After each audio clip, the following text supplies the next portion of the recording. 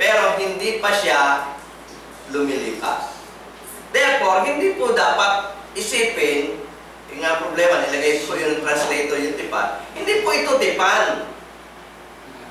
Bakit hindi po tipan? Kasi nga, yung pagpapalit po, yung transition po ng Old Covenant to New Covenant ay doon po nangyari nung mapako ang ating Panginoon sa Kristo sa krus. At yun po ang tanggap ng lahat. Di ba? Mapa denominasyon ang ating tatanungin o mapa kapwa natin mga nasa Churches of Christ. Yun po naintindihan na ang transition between the Old and the New Covenant ay yung maipako ang ating Panginoon sa Kristo sa krus. So, before the cross, Old Covenant. After the cross, New Covenant. Pero, dito sa sulat na ito, 68 AD na, 35 years na ang nakalipas, itong sinasabing new, at itong sinasabing old, ay hindi pa rin nagkakaroon ng transition. Nakala natin yan? Merong bago na niluluma niya yung una, at yung una naman na tumatanda, ang sabi, malapit ng lumipas. Naintindihan po ninyo? So, hindi preparatory. Opo. So, hindi po siya lumilipas. Pero malapit na po siyang lumipas. Pero noong 2080, meron ng lumipas. No? Nawala na po yung Old Covenant. No?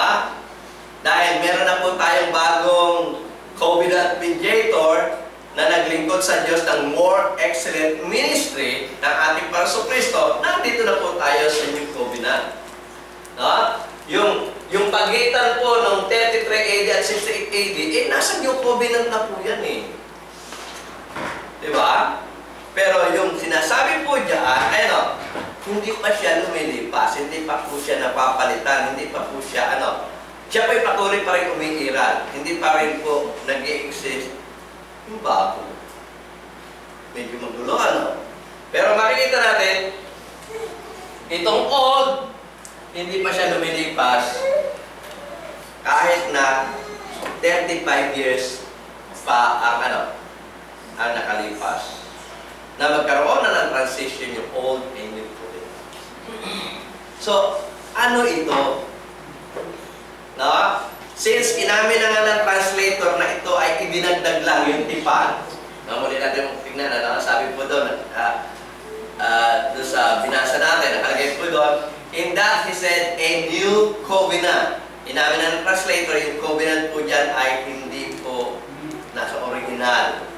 Sa isip niya lang, yan ang dapat ilagay at yan ang dapat maintindihan ng tao. So, yan transition between the new and the old covenant.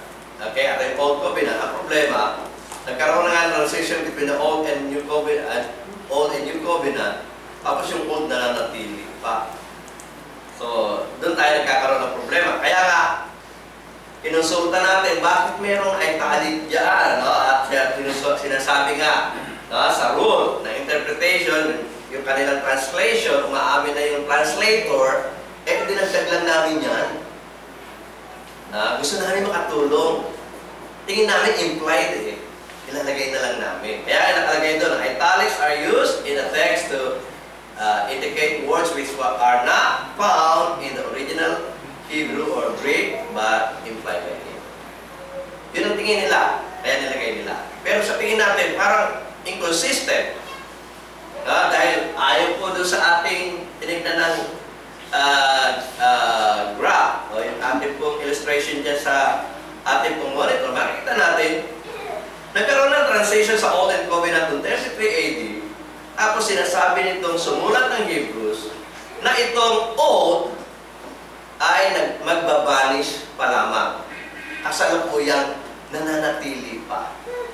Okay? Tama natin yan? So, ang pinakasolusyon natin ngayon ay puntahan natin yung context. Yung context, yung kasama mga text, iba pa mga text nung sumula. At tingnan natin,